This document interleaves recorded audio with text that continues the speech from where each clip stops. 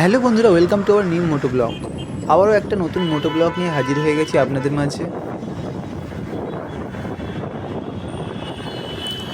বন্ধুরা, আজ এই মোটো ব্লগটা করার সুযোগ হয়েছে আমার এক বন্ধুর পুত্র সন্তান হয়েছে, তাকেই দেখতে যাচ্ছি। আজ বিকালে বেরিয়ে পড়েছি। সায়েন্স সিটি ক্রস করে এখন আমি রয়্যাল বেঙ্গল হোটেল পার হচ্ছি, আইটিসি রয়্যাল বেঙ্গল।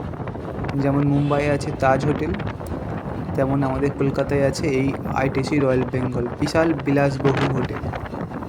কলকাতায় কোনো ছোটো বড়ো খেলা হলে বা হাইফাই কিছু হলে যে হাইফাই সেলিব্রিটিদের আনা হয় এই রয়্যাল বেঙ্গলে, তাদের থাকার ব্যবস্থা হয়।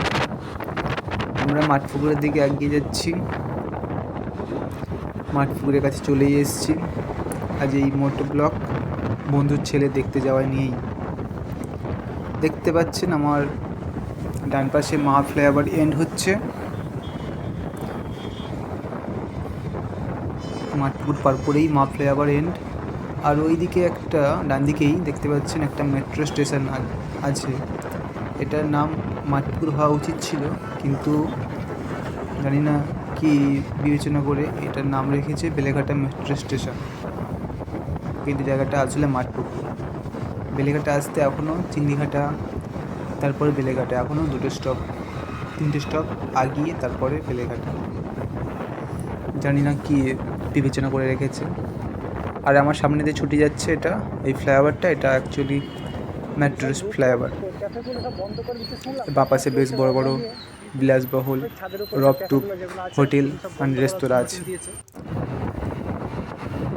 এখানে বন্ধুরা সিগন্যাল পড়েছে, এখন বিকাল টাইম, তাই অতটা রাস্তায় জ্যাম নেই। সন্ধ্যের টাইমটা মানে ইভিনিং টাইমটা ব্যাপক জ্যাম হয় রাস্তায়।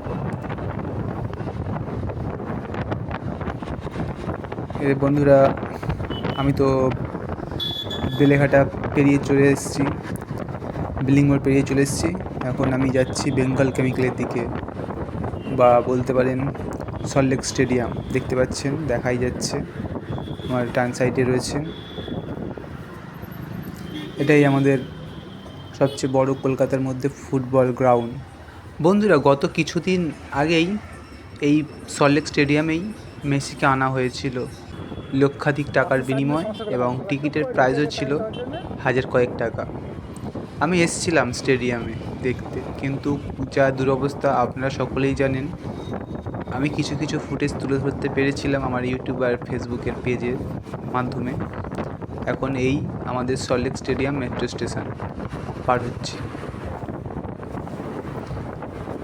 বন্ধুরা, আমার চ্যানেল নতুন চ্যানেল সাবস্ক্রাইব করে বেল আইকনটা প্রেস করে দেবেন, আর ফেসবুক থেকে দেখলে প্লিজ পেজটা ফলো করে দেবেন।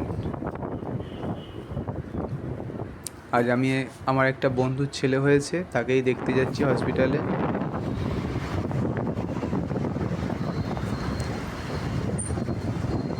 বন্ধুরা, ভালো থাকবেন, সুস্থ থাকবেন।